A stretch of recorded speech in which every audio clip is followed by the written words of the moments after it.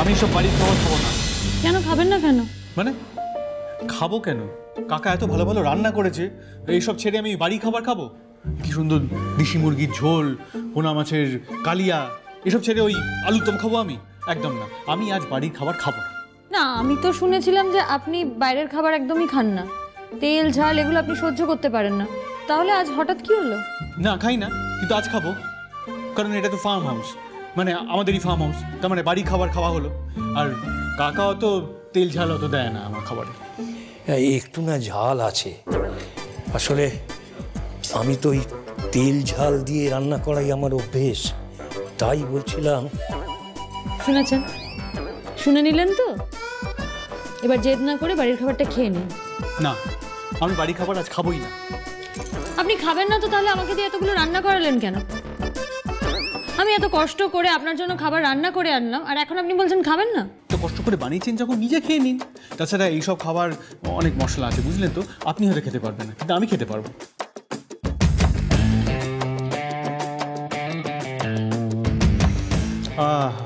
কাকা, তোমার হাতে রান্না কি ভালো দেখতে হয়েছে, কি ভালো গন্ধ বেরোচ্ছে।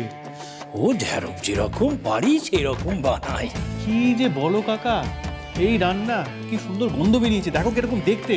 আর এর পাশে বাড়ির খাবার দেখো, এত ফিকে লাগছে, মনে হচ্ছে রুগীর খাবার। বেশ, ঠিক আছে, আপনাকে খেতে হবে না, বাড়ির খাবারটা আমিই খাবো। অন্য লক্ষ্মী, খাবার তো নষ্ট করা যাবে না। কাকা, এই খাবারগুলো একটু ওনাকে দিয়ে দাও তো।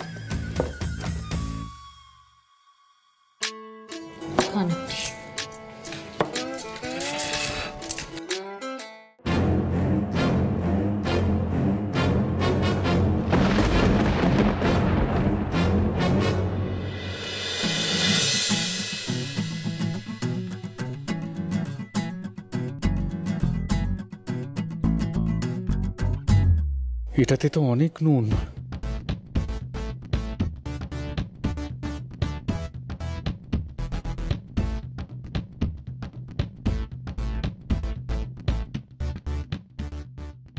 আর এটা ভয়ানক ঝাল।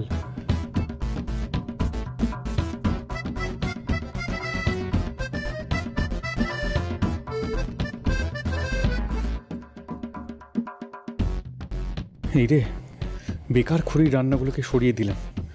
কাকা ঠিকই বলেছে, আগে তো ভালোই রান্না করতো, এখন রান্নাগুলো দেখতেই ভালো, কিন্তু কোনোটা খেতে পাংশে, কোনোটায় আবার নুন ঝাল খুব বেশি। এবার কি করি? আর একটু ঝোল দিই? না না না, আর লাগবে না, এই যথেষ্ট। তো একেবারে শুকিয়ে? না না, ঠিক আছে, আর খেতে পারবো না। আমার কি খেতে পারবেন না? মানে এটা কি? এই যে বললেন দেশি মুরগির ঝোল, মাছের কালিয়া আপনার দারুণ পছন্দ, খান খান, ভালো করে খান। কাকা, ওনাকে আরেকটু দাও। এই ফার্ম হাউসের মালিক বলে কথা, খান। এখন যদি বলি নুন আর ঝালের জন্য খেতে পারছি না, তাহলে তো উনি আমায় কথা শোনাবেন।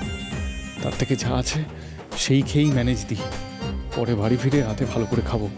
কাকা, এত খাবার তো আমি খেতে পারবো না, এই খাবারগুলো আমাদের আর লাগবে না।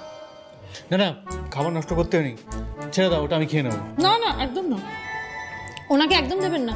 ওনার তো এই খাবারটা খাবার শখ হয়েছে, তাহলে উনি এটাই খাবেন। আমি না মন্দিরে দেখলাম, মন্দিরের বাইরে কয়েকজন মানুষ বসে আছে, আপনি বরং এই খাবারগুলো ওনাদের দিয়ে দিন। বেশ, তাই হবে। সবাইকে বিলিয়ে দেবেন, তবু আমায় দেবেন না।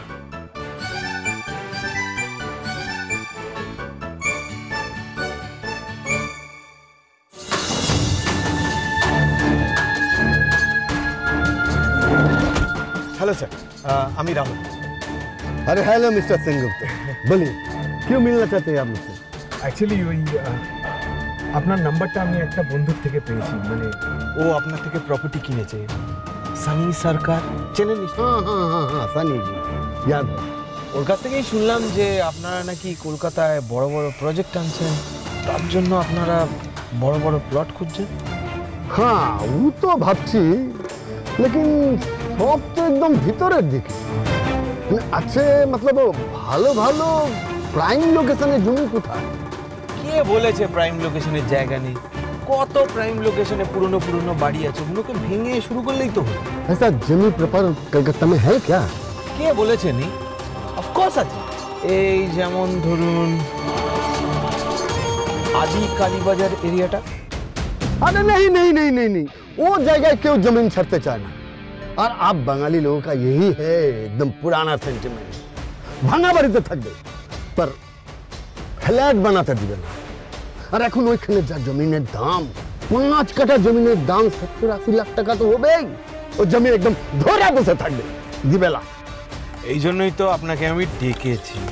আমি আপনাকে প্রাইম লোকেশনে একদম বড় প্লট দেব। হ্যাঁ, এমন জমি আছে? আমি আপনাকে এমন একটা জায়গায় জমি দেবো যেখান থেকে bus stand 2 minute, metro station 2 minute, একদম জংশন এরিয়া। জমিন है क्या? অফকোর্স আছে, দলিল একেবারে হাতে করে নিয়ে এসেছি, দেখুন। ऐसा क्या? আদি কালী বাজারের উপরে পুরনো বাড়ি, বাড়ি পিছনে বাগানও আছে। 5 কাঠা মতন তো হবেই, দাম ক্লোজ টু 1 CR।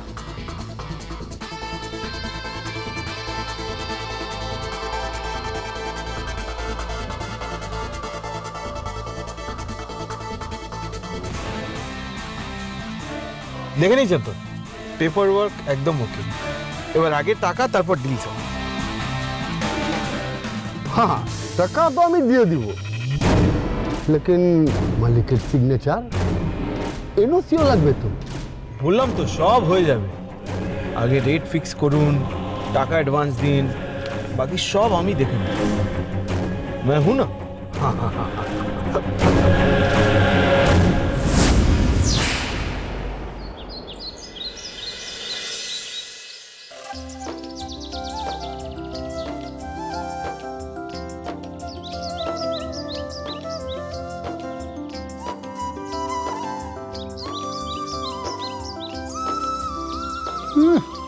নিজে পেট ভরে খেয়ে এখন পাইচারি করছে, এদিকে আমি আধ পেটা রয়ে গেলাম, সেদিকে কোনো খেয়ালই নেই ওনার।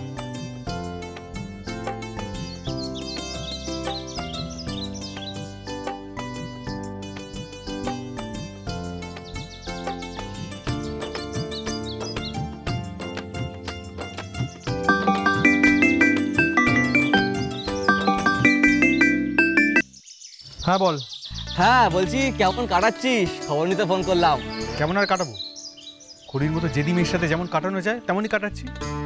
দা ভাই, তুই রাগ করছিস কেন? শোন, তুই বৌদিকে নিয়ে একটু গঙ্গার ধারে যা, একটু নৌকা বিহার কর, তোদের অভিমান না পুরো গোলে জল হয়ে যাবে, জল।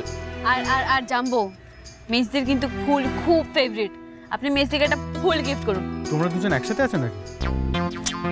আহা, আমাদের কথা বাদ দিন তো জাম্বো, আপনি এখন মেসির উপর ফোকাস করুন। বউয়ের মন পাওয়া কি অত সহজ? আর শোন, যদি ফুল টুল না পাস তাহলে বৌদিকে নিয়ে একটু ফুচকা খেতে যা। শুনেছি খড়ি নাকি ফুচকা খেতে খুব ভালোবাসে, কি তাই তো? হ্যাঁ হ্যাঁ হ্যাঁ, ফুচকা কিন্তু মেসির ফেভারিট খাবার। আর কত খাবেন উনি? দুপুরবেলা খেয়ে তো একদম পেট মন সবই ভরে গেছে ওনার। এই শোন কোনা, তুই কিন্তু আর আমাকে জোর করবি না ওনার সাথে বেরোনোর জন্য। হ্যাঁ, যথেষ্ট হয়েছে, এখানে পুজো হয়ে গেছে, এবার এখান থেকে সোজা বাড়ি যাবো। ওনার সাথে আমি আর কোনোদিন বেরোবো না। যা কেটে দিল, দূর কি করে না এরা, বুঝি না বাবা। আমিও তো বুঝি না। খড়ি, খড়ি, কাকা, কাকা, বলো বাবু। কাকা খড়ি কোথায় গো, দেখেছো? ওই আমি তো গেলাম ওই বৌদিমণি যে খাবারগুলো দিল সেগুলো ওই মন্দিরের ভিখারিকে দিতে গো। তো ওখানে তো বৌদিমণিকে কোথায় আর যাবে, আছে এই ধারে কাছেই আছে। ঠিক আছে ঠিক আছে, তুমি যাও। কোথায় যে যান না উনি।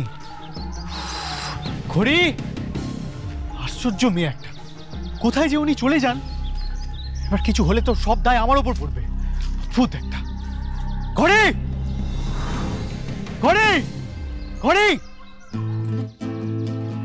আপনি কুলফি কিনতে গেছিলেন? খিদে তো আপনার মাথাটা গরম হয়ে যায়, তাই ভাবলাম মাথা ঠান্ডা করার একটা ব্যবস্থা করি। খান। এসব খাই না আমি। ও বাবা, ভেতরে তো তেল ঝাল এইসব খাবার সব দারুণ খেয়ে নিলেন, আর কুলপিতে অসুবিধে? বললাম তো খাই না আমি।